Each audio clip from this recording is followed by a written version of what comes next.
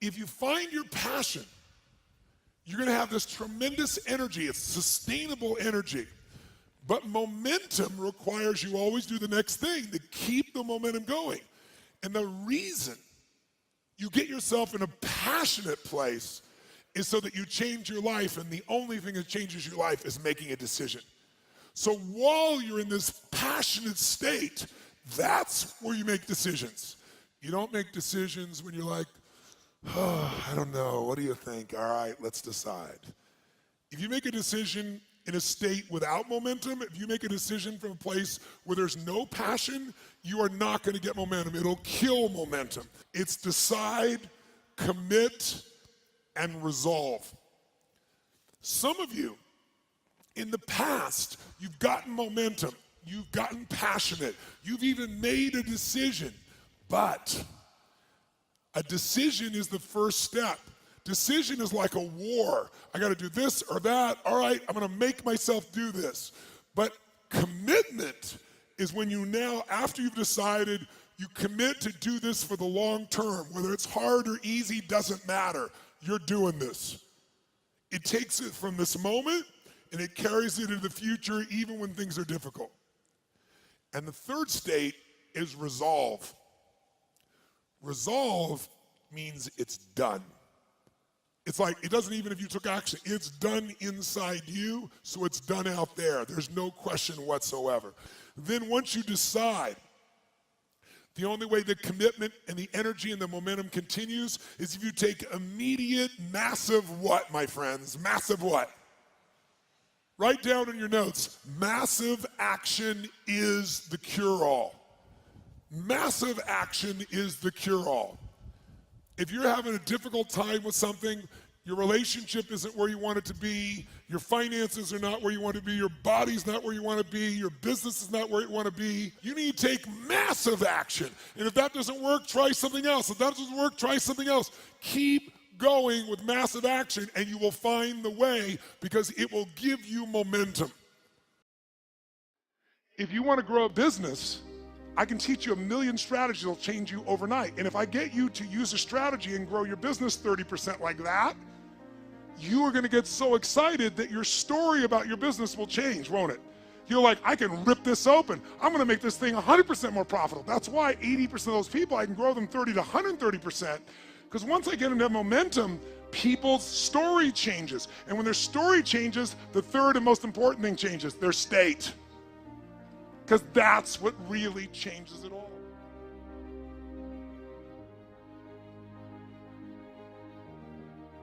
The ultimate question I'm always asking is, how do I help people to break through? The question is, what are you breaking through to? In essence, all of us at some level to feel alive have to always feel like we're growing. When people ask me, what does it take to be happy? I always tell them one word, progress. Progress equals happiness. Even if you're not where you want to be yet, if you're on the road, if you're improving, if you're making progress, you're going to love it. You're going to feel alive. On the other hand, it doesn't matter how successful you are. If you stop growing, you start dying inside. Now, how does this relate to this session on breakthrough? Well, I'll say it's really simple. If you and I want to know what it takes to be happy, we have to understand what is our current blueprint of how our life's supposed to be. Now, what do I mean by blueprint? Well, we have a story in our head of how life's supposed to be. Some people's story is you work hard in school, you become really great, you're a nice person, you're a good person, and then you grow up and you take care of yourself and you find the ideal man and you fall in love and you have a white picket fence and you have 3 perfect children and you live happily ever after. Somebody else's story, the old story was you work really hard in school, you excel in college, you go to work for a big corporation, and you move up through the ranks until you're the president or chairman of the company and you become successful and respected throughout life. These are some old stories. Obviously, the stories that we hear today of what people's lives are supposed to be like are completely diverse. We no longer have these little archetypes, but one archetype still seems to remain. And that archetype is, in order for you to really feel like you're enough, many people believe they have to achieve an enormous amount. They may do it in different ways today. They may do it by building a company and taking it public when they're 27 or 25 years old, or they find and create a new technology, or they become a very special doctor. But we live in a culture in the West that teaches people that you're not enough unless you do something really special and unique, and we define special and unique in interesting ways. A school teacher is not special and unique. A mother who stays home with her children day and night, sculpting their minds, their bodies, their souls, and their future is not special. We live in a world today where we treat teachers like they're nobody and pay them accordingly, and we wonder why our children seem to have challenges in learning and growing or being engaged in school.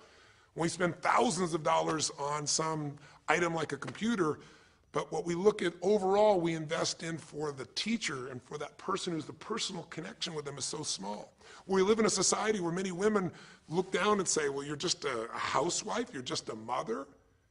See, some of the pain we have in our society is not because there's one right or one wrong approach, but because we try to make everybody fit into some particular approach to life. Here's what's going to make you happy or make you unhappy in life. It's real simple. Let's do a quick test. If you're in a situation right now where you look at your life, I know there's an area of your life that you probably feel pretty darn good about. Even if you're not happy with your finances, I bet you feel damn good close to your kids. Or if you're not close to your kids, maybe you don't have any kids, maybe you feel really good about your career. If you're doing not so good in your career, maybe you got a really great body that you've trimmed down or strengthened up, or you really shaped yourself the way you want, muscularly, or in the way you look.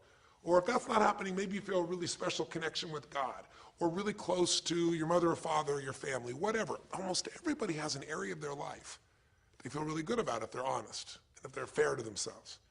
What's an area of your life you really feel happy about? And I want you to think about it for a moment, truthfully. What's an area in your life today that if you wanted to be happy about it, you really could feel proud about it? You could feel like it's an area you're doing darn well in. And if you're really hard on yourself, there's still an area. What's an area? I want you to think of it right now. And I want you to think of that area, whether it's your body or your finances or your career or your intimate relationship or your relationship with your kids or your relationship with your creator, whatever it is. I want you to think about, why are you happy with that area of your life right now today? Why are you happy with that area of your life right now today? Really think about it. If you were in a seminar with me, I'd have you write this down. And if you can put me on hold here for a second, because I'd like to reveal to you what the formula is for happiness. And if I say there's a formula for happiness and here's what it is, you're going to go, yeah, sure, that's what he says. But if you put down the answer and we can see the formula is real without me telling you what it is, you get to look at your own life and say it matches. You're going to know this is right. So you could stop this right now if you want, put me on hold, and just write down what's an area of your life you're really, really happy about, you're really pleased with, or you could be if you wanted to focus on it. And why are you happy with that part of your life right now? Even if you're not happy with everything, what's the area you're happy with and why? Put me on hold right now, or if you're not going to do that, just think for a moment. Why? Specifically, be real. Why? Now, when I ask this, if you turn me back on now, if I ask this of an audience, I'll have people write this down for a few minutes, and I'll call on people, and I'll say, share with the person next to you first. What are you happy about, and why are you happy in that area? And be specific. And after they share, I'll have people stand up. I'll call on a variety of people, and I say, ma'am, tell me, what are you happy about? And she'll say, well, honestly, I'm really happy with my body. She goes, I never thought I'd say that, but I used to be so unhappy with it, and I did some things, I pushed myself through, and now I exercise regularly, and I'm not perfect, but I feel fit, I feel strong, I feel energetic, and that's really, I don't know, it just feels good to me. Now, I say to everybody, I'm now going to show you what the formula for happiness is, and it's real simple. I want to reveal it to you so you don't ever forget it. Whenever you're happy with an area of your life, it's because right now, your current life experience, I call it your LC, your life conditions, the conditions of your life conditions in that area match or are equal to your blueprint, your story, your belief about how life should be in that area. So this woman says to me, I'm really happy with my body because it's not perfect. Her blueprint is I don't need to be perfect, but it's so much better than it was. I'm fit and I'm strong and I have this energy. Her mental blueprint says I should be fit, strong, and have energy. I don't need to be perfect, but I should be that way. Well, when my life, my body matches how I think it should be, I feel good about my life. I'll ask somebody else. I'll say, tell me an area you're happy with. Someone else will say, well, I'm really happy with my career. And why? Well, I'm doing better than I even thought I would be. I'm ahead of the schedule of where I hoped I'd be at this stage. I'm working at this level in this company, and I have these skills and this ability, and it's even better than I thought. Well, once again, listen, this person's happy with this area of their life because their current life conditions in the area called their career are even better than they expected they would be, better than their blueprint, better than their belief of how it should be. If it's really better, you tend to be over the moon. One woman would say, you know, I gotta tell you, I said, I'm the happiest I've ever been in my whole life. How come? She goes, because I have this man in my life and I'm in love with him and he loves me and I can be myself with him. And we have this incredible intimacy and this passion and we want to be with each other all the time and I never get bored with him. Well, what's her blueprint? You want to be with somebody that you can have total intimacy with, somebody who you love and loves you. Those are part of her rules, her beliefs of how it should be. She said, you know, it needs to be, I never want to be with anybody else. I want to be with them every moment. Her blueprint about how life should be and the way she lives, her relationship's even better than she hoped. When it's better than you hope, you're going to be totally excited. So think about this then. What's an area you're not happy with? Let's see if we can find the formula for unhappiness. If the formula for happiness is to be able to meet your expectations or exceed them, that really makes you excited, but to be happy, you gotta at least meet it. It doesn't have to be perfect, but if you generally are meeting what you expect you want from your life in that area, you feel good. Life conditions match blueprint, feel good. So what makes you feel bad? What creates pain, stress, frustration? Real easy way to figure it out. Answer this question. What's an area of your life you're not happy with? I mean, be honest with yourself. And even if your life is great in all kinds of ways, I'm sure there's an area you'd like to improve. Anybody who's honest, if they're doing great in their career, very often they don't take care of their body so much. If they're really focused on their body, you know, very often they find themselves in a position where they're not spending enough time with their kids. Or if they're spending time with their kids, their intimate relationship's not doing so well. Because it's the nature of human beings to focus on areas they feel comfortable with and strong in and give those time. And the areas they don't feel so strong and they go, I don't have time for it. What they're really saying is, I don't feel very competent in that area. So what's an area of your life that you are not as happy with? I mean, it's healthy, honestly, to look at areas and say, I don't like it, I want more. This whole concept of a breakthrough is about how do I close the gap between where I am right now and where I want to be. That's what we're here to do. It's like, here's where I want to be, here's where I am. It's healthy to see there's a gap. That makes me have this hunger, this drive to grow, to feel alive, to expand as a human being. So is it your body? Is it your finances? Is it your career? Is it your spiritual life or lack thereof in terms of feeling connected in that area? Is it your kids? Right? What's the area? What's the area that's not where you want it to be? And then answer for a moment, why aren't you happy with that area of your life right now? Why specifically today are you not happy with that area of your life at this stage of your time of your life? Again, you can stop this and write it down. Might be useful for you. Or if you're going to keep it running, stop it and you'll turn it right back on and I'll kick into it. Do that now. Or if you kept it running, then I'll give you what happens. I have people write this down and they don't like this exercise so much. Well, I don't like my body, or I don't like my finances, I don't like my career, I don't like the person I'm in a relationship with, I don't like myself the way I'm in relationships. Why? And they write it all down. Have people share back and forth. I call on people and the lesson's pretty clear. I tell people in advance, here's the formula for unhappiness. I'll show you before you do anything else. When your life conditions, the way you're living your life today, does not match, it doesn't equal your blueprint, your story of how it's supposed to be, then you're going to have disappointment, frustration, or pain. If your life is way different than the way you think it's supposed to be, you can have enormous pain. If it's a little different, you might feel stressed. Make sense? So people stand up and they say, tell me, what's the area you're not happy with? The person says, well, I'm really not happy with my finances. And I go, why? And they say, because I'm doing worse now than I was 5 years ago. I made mistakes in the market, and at this stage of my life, I should have this much money, and I don't have it, and I don't know how to change it, and it's making me crazy. And why are they crazy? You say, well, because they don't have their economic needs met. No, you can not have your economic needs met, and you can still be okay, but when you have an idea, this is what my need is, and I did the wrong thing, my life doesn't match how I'm supposed to be, that's when people get a little crazy.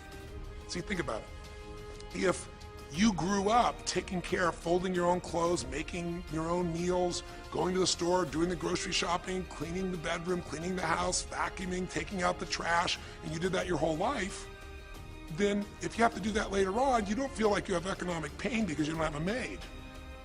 But if you grew up in an environment where everything was done for you, you never have to work, and now suddenly you have to work incredibly hard to just pay enough money to pay your bills, and all of a sudden food is building up, and the house is dirty, and your clothes aren't folded, and nothing matches, you might find yourself really angry and frustrated because you have a different story about how life's supposed to be than how it is. Someone else will say, well, I'll tell you why, because I'm in a situation now where, I'm 30 pounds heavier than I should be. Should be is the key word.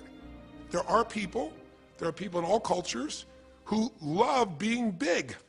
There are people that will walk around and someone else might think they're massively overweight, but they're going, I own this, honey, and they really, truly, they match their blueprint.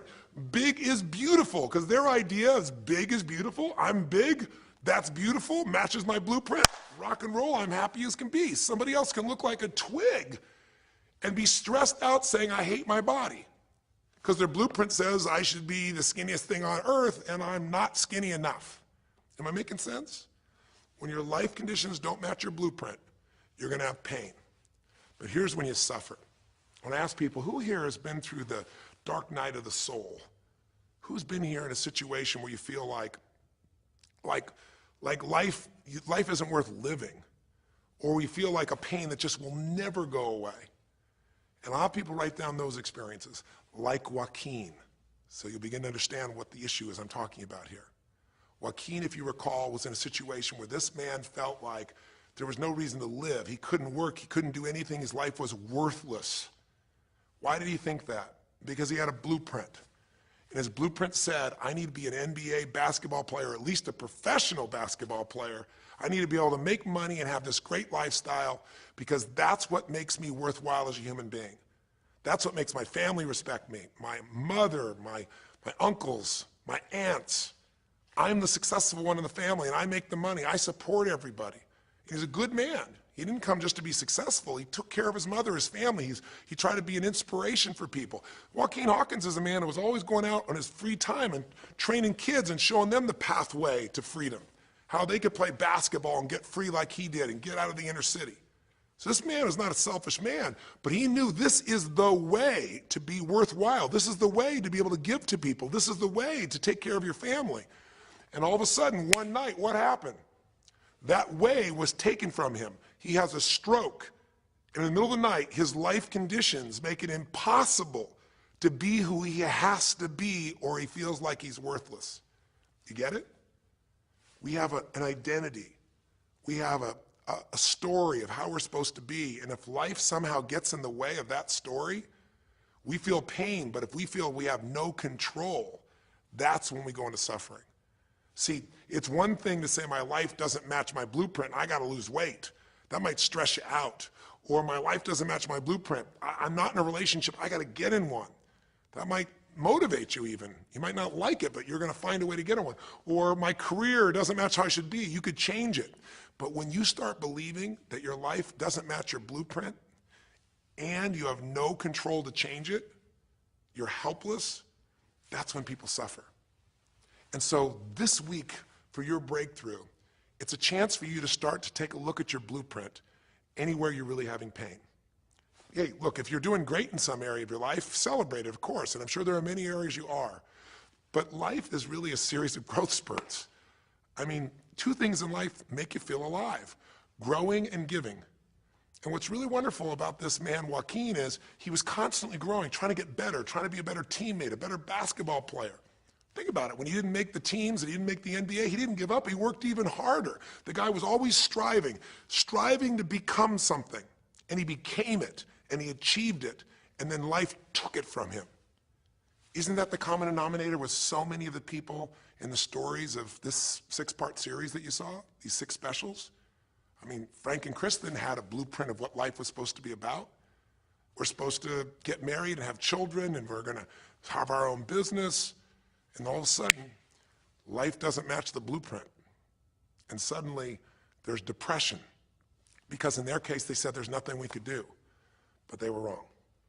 They were wrong because they discovered, and Frank discovered, I can make a difference to my wife. The chair, even though I didn't create this and didn't ask for it, this chair does not define me. I can become more than I was before. I can have the impact with my wife. I can have children. We had to change his blueprint because we couldn't change all the conditions of his life. Does that make sense? I couldn't get him to physically walk again. Maybe someday he will, but we can't count on that. What we got to count on is that he can be fulfilled by seeing he isn't helpless. And I did that through a series of experiences that violated what he thought he couldn't do. The same thing was true with almost every one of the people we worked with at some level. And in Joaquin's example, it was also true. Joaquin said, well, I can't ever have this quality of life again because I'm not a professional basketball player. And he was locked into that mindset, and all of us get locked at times. But to his credit, to a system of steps, we were able to break him out of that. We were able to get him to see that he isn't helpless. Because here's your choice. Watch this now. If you're suffering, if you're in pain, your life doesn't match how you think it should be, and you think you're helpless to change it, now you have only 3 choices. Choice 1, blame something. And that's what Joaquin did, if you recall. He blamed his coach, he blamed what happened to him, and of course these things were outside his control. But he blamed his coach, and a big part of the healing, if you watch this session, was bringing his coach in and getting him to see, hey, you know what, all that anger, all that resentment inside of you, Joaquin, A, it's not based on the truth, and B, like Nelson Mandela said, you know, having resentment in your soul is like drinking poison and hoping that your enemy will die. It doesn't work that way. And when Joaquin was able to break out, his breakthrough was a change in perception, to realize this coach wasn't stopping me. I just felt like I lost everything, and so I don't know how to change it, so I'm looking for something to be mad about, someone to blame, so I don't have to blame myself, or I don't have to feel so helpless. Because when you're angry, you don't feel so helpless. You feel strong for the moment, even though it's a fake strength. When he was able to make that breakthrough, he could stop blaming. Because these are your 3 choices. When life doesn't match how you think it should be, blame something. An event, someone else, or yourself. As we talked about earlier in this series, blame games just destroy you. There's no progress when you blame. For the moment, you feel okay, but nothing changes. What are your real choices? You only have 2 choices in life. If life doesn't match your blueprint, you either have to change your life. That is, you got to say, you know what, my body isn't there, I'm going to go work out. My relationship isn't there, I'm going to change it. You know, I'm not making what I got to make, I'm going to retool, I'm going to get a new skill, I'm going to go back to school, I'm going to start a business, I'm going to do something. You have to do something to change your life. Or, in order for you to be happy, if you can't change your life, you're going to have to change your blueprint. Usually in life, it requires a little bit of each. Does that make sense? And if you change your life and change your blueprint, you can have an extraordinary life. And what you witnessed this man do was, once he let go of his anger and his denial, once he started to look at things, he began to find, by spending time with his family, that he was worthwhile being loved whether he played basketball or not. Of course, professional basketball was no longer a part of it. And we got to get Joaquin to shift that. And Joaquin is a metaphor for all of us. Because all of us are going to have times in our life when what we want or think life should be like isn't going to match how life really is. Those moments, if we blame, our life goes into pain. If we change, we can change our life and match our blueprint. But we have to also know when it's not within our control. And that's how we're able to make a shift and change what our story is for our life, what our expectations are, not by lowering them, but by changing what that model really is. I hope this makes sense to you. I'll give you a great example. Years ago, I do a lot of work with business people, celebrities, people of all kinds of walks of life. And I was dealing with a group of people, and they knew a very, very powerful celebrity. And to give that person privacy, I won't tell you too many details, so you can't figure out exactly who it is, but it would be a person who was very successful as a woman, who was extremely attractive by cultural standards, a woman who's had a lot of dear friends, a lot of deep respect, so great skill, great ability, extremely talented, quite attractive, quite wealthy in financial terms, and lots of great friends. This would be, for most people's idea, the ultimate blueprint. If your life matches that description, you must have an incredible life. But ironically, this particular individual, as famous as they were, was depressed all the time. They had seemingly everything, and yet the person was depressed. How do you get depressed when you're smart, and you're strong, and you're beautiful, and you got great friends, and you're rich, and you're famous? Well, it's real simple. People said, I don't know what it is. Everyone's tried to help her. She's been through counseling. She's got all these different drugs. Nothing's working. She's taking antidepressants, and she's still depressed, which is not uncommon, by the way. Because if you change the way you feel physically, but you still see your life doesn't match how you think it should be at some level, and you feel like you're helpless to change it, you're gonna be depressed. So I said, bring her to me. I said, I can help her. I know that sounds like hyperbole, but I absolutely can help her. Well, how do you know that, Tony? Because I already know what the problem is. I know if someone's depressed, it's because they feel helpless because their life doesn't match how they think it should be. I just don't know what her blueprint is, but we'll find out what it is, and we'll either help her change her life, or we'll help her change her blueprint, or both. Long story short, and very quickly, I'll tell you the core of it. She came to me and she spent maybe the first half an hour telling me, apologizing, saying, I know I should be happier. I know it's silly for me to be depressed. I don't know why I'm so depressed. I know I should be grateful for what I have, and I am grateful. And it was all these reasons why she knows she should feel good, but still didn't. And I tried to finally explain to her, listen, I don't care about that. I care about you. The fact that you're not happy has nothing to do with what you have or don't have. The fact that you're not happy is that your life doesn't match the way you think it should be. And you have some idea of how you think it should be. And worse, if you're this depressed after all this time, you feel like you can't do anything. You have no power to change it. You feel helpless. And she looked at me in a certain way, and I said, so what is that? What did you want your life to be like? She goes, well, it sounds stupid. I said, it's not gonna sound stupid to me. She said, well, I don't know. I just always, since I was a little girl, dreamed that I would be married, and I would have 3 basically perfect children, and they would love me totally, and I loved my husband, he loved me, and I said, okay, so how's that working for you so far? And she said, well, I think you know, she's a pretty famous person. She said, I'm divorced twice, I have no children, and I'm now X age. And to give you a clue, that age would be an age where having a child, your own natural child at least, barring a medical miracle, is not gonna happen. So I said to her, well, why don't you just adopt? She goes, no, that's not it. And so what I had to dig under is, remember we talked in one of the earlier sessions about there's the surface problem and then there's the deeper desire or need. So I said to her, I said, well, what if you couldn't have the husband but you could have the kids? And she smiled and she said, I'd take that. I said, well, why not adopted kids? She goes, no, it has to be my own blood children. So I kept digging to find out what was behind her blueprint. Because your blueprint is just a projection of what you think you need to be happy. But as human beings, we're notoriously ineffective at knowing it's going to make us happy. So much that we think we're going to make us happy, we get there and we go, is this all there is? So many things that we think are going to make us miserable and we can never deal with, we go through it and we can handle it. We're not good at projecting these things. All kinds of studies will show this. So I said to her, well, what are you hoping to get from these 3 children? Why do they have to be your blood children? And she finally said, well, if they're my blood children, I know they'll always love me. They'll never leave me. What was she looking for? Unconditional love. She had this big blueprint that said, White House, picket fence, 3 children, perfect husband, all these different things. But what was behind that was a need to feel like she could have love that would be certain and wouldn't go away. So I can help her meet that need. So I said to her, I said, well, maybe one reason you don't have a husband is because every time you look at one, you're trying to figure out if he's going to get you those 3 kids in time and how that's going to happen. And maybe he feels a little stressed when you're looking at him this way because he can feel what's going on behind your bed, even if he doesn't know what the words are. And she started to laugh. She goes, I guess I've probably been that way a good portion of my life. And she goes, people wonder, why I'm so uptight. I said, you're uptight because you felt like you're running out of time trying to meet some picture. But I said, all you really want is love. I said, don't you have a lot of love in your life? Tell me about your friends.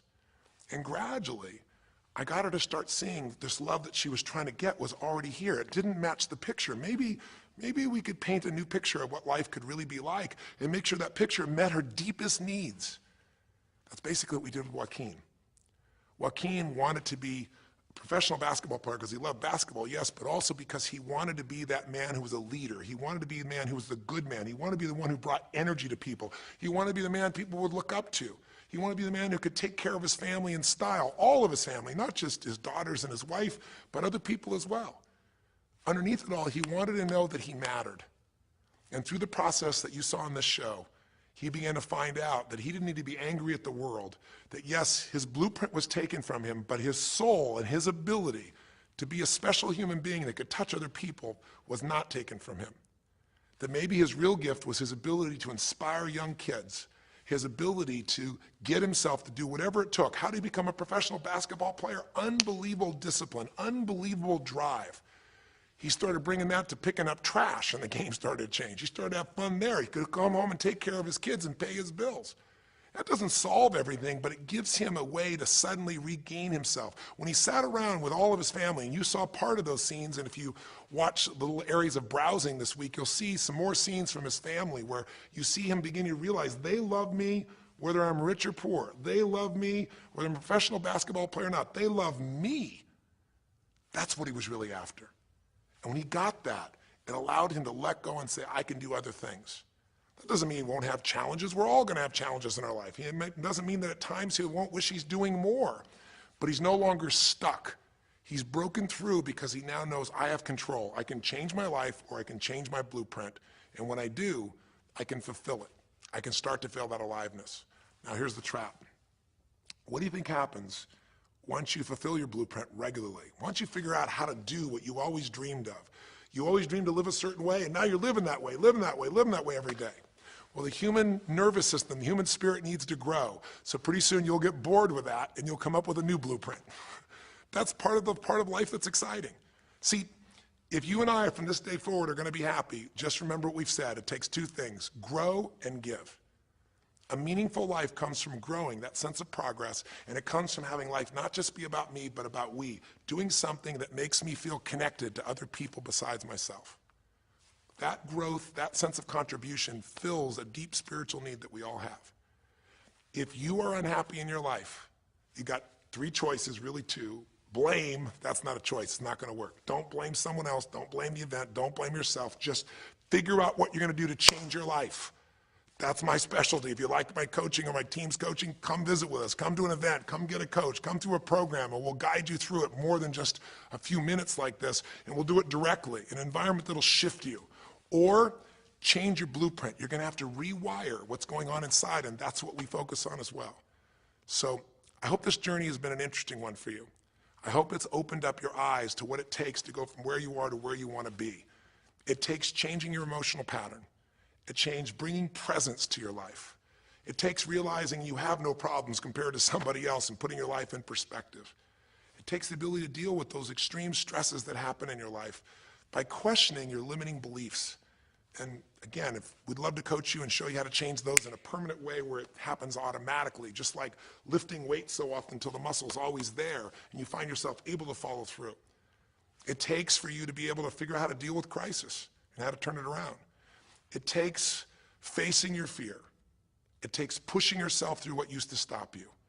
It takes putting yourself in a position where you connect to what's more important than just yourself, what you value than just yourself.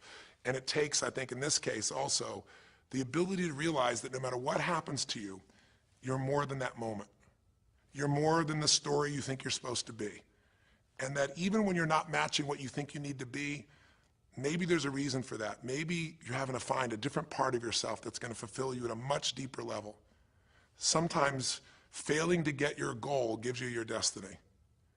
I can't tell you how many people I've known over the years who had an idea of what they thought their life was supposed to be like, and they didn't achieve it, and they felt miserable and upset and frustrated, and one day an opening happened, and they went, oh my God, thank God that didn't happen. I think it's Garth Brooks had a great song, and it's a song about when he was in high school and he was in love with this girl, infatuated with her, and she didn't even know that he existed.